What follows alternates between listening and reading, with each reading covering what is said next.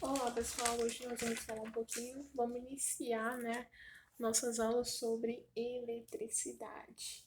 Vamos começar com eletrostática, E vamos falar um pouquinho sobre os processos de eletrização, tá? Antes de mais nada, é necessário que a gente saiba alguns conceitos, que nós já vimos em química, por exemplo, como átomo. O átomo, ele tem, a o núcleo, que tem ali as cargas positivas, e nós temos também a eletrosfera, que tem os elétrons com a carga negativa, certo? É, foi instituído, que os prótons, teriam a carga oposta aos nêutrons, e aos elétrons, e os nêutrons teriam a carga negativa, que os prótons, os elétrons e os nêutrons, tá? Além disso, é, uma pessoa, um estudioso, ele chegou à conclusão, ele queria saber quem era a menor carga encontrada na natureza, tá? Na natureza. Qual era a menor carga, né? Não estamos falando de massa, tá? É menor carga. E ele instituiu, ele conseguiu, instituir não, ele conseguiu encontrar, descobrir que a menor carga é representada por E, que foi a carga do elétron. Ou pode ser tanto positiva ou negativa, mas ela é tida aqui como 1,6 vezes 10 a menos 19 e é chamado de Coulomb, essa unidade de medida, tá? Coulomb, 1,6 vezes 10 a menos 19, tá? Justamente por ter essa, o valor de Coulomb, ok? O que nós precisamos saber também? O que é preciso para eletrizar um corpo? Quais os componentes necessários para eletrizar um corpo, né? Para eletrizar um corpo, a gente sabe que a carga vai ser igual ao número a n vezes ao número de elétrons e tal, multiplicado pela carga, tá? Porque um elétron, isso aqui é equivalente a um elétron, tá? Um elétron tem 1,6 vezes 10 a menos 19.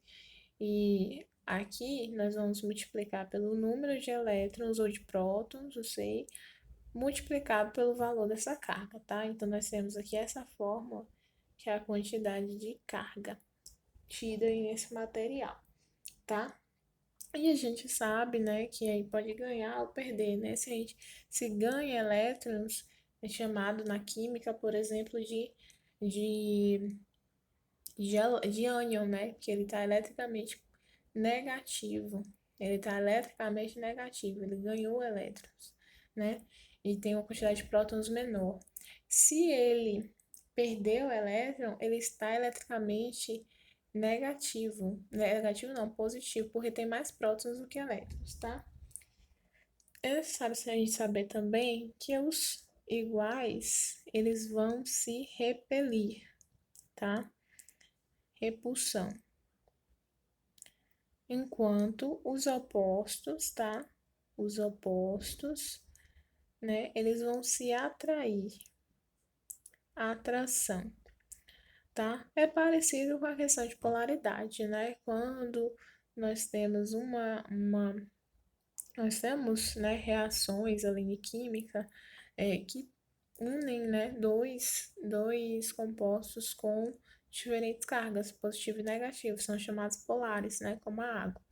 E tem também compostos que são apolares, Que tem carga só negativa, só positiva. E tem aqueles compostos que induzem um polo, Formando aí dipolo, Carga positiva e negativa, só que é momentâneo. Então, aqui a gente também vai ter, a questão da repulsão e a atração, tá? Diante dessas cargas, esse conceito é abrangido aí também a questão de química e também de física. A gente também tem três processos de eletrização, tá? Quais são os três processos de eletrização? Por atrito, por contato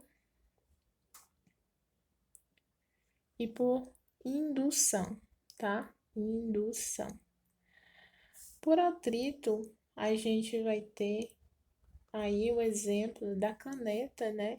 Quando a gente pega, atrita a caneta no cabelo, tá? E para atrair os papeizinhos, esse é um exemplo, tá? De eletrização por atrito. Tá? E a gente tem que saber que não necessariamente precisa ser de materiais iguais, tá? A gente tem aquela reta, né, de tendência de eletrização, né, tendência em perder elétrons, né, que fica positivo, né? E a gente tem os novos, tipo vidro, tal, lã, enfim, aqui é negativo, né? Tendência de ganhar elétrons, tá? Que é negativo. Isso que nós temos sobre atrito, tá? Aqui é atrito. Para a questão de contato, para contato, nós temos que ter materiais iguais, tá? Seja no tamanho, no material mesmo, materiais iguais, corpos iguais, quer dizer, corpos iguais, materiais, tamanho iguais, tá? E quando você junta um corpo tipo de 2, de carga 2 positivo, e outro de carga 3 positivo, por exemplo, juntou, eles juntos vão ter a soma aqui, que vai ser 5, tá? E se você separar eles vão ter as cargas divididas igualmente, que é tipo 2,5K, 2,5K, esse aqui vai ter, ok? Esse é um importante postulado que nós temos aí sobre o outro tipo de processo de atrito, tá? Um terceiro tipo é o caso da indução eletrostática, tá? Eletrostática.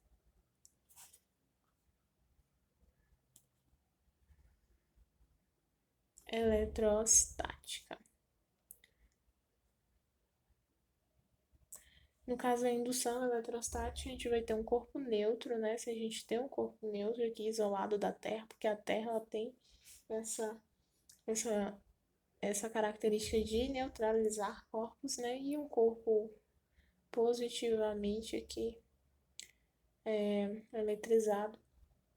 E nós juntarmos esses dois, nós vamos ter aqui que não vai passar elétrons para aquele, né? E o neutro também não tem como passar elétrons para prótons para esse. Então vai haver aqui uma transferência, né, dos elétrons que estão aqui, aqui nesse corpo neutro para cá. E esse corpo neutro ele vai ficar, como ele perdeu elétrons, né, ele vai perder elétrons, ele vai ficar positivo. Ele vai ficar positivo, tá? Positivo, positivo e negativo, negativo. E se a gente colocar um fio terra, tá? O fio terra é justamente porque a terra tem essa propriedade de neutralizar os, os, os corpos, né? Então a gente vai ter aqui uma diferença de potencial, tá? Onde se o corpo estiver negativo eletricamente, ele vai perder elétrons para a Terra. Se ele estiver positivo eletricamente, a Terra vai mandar elétrons para esse corpo, ok?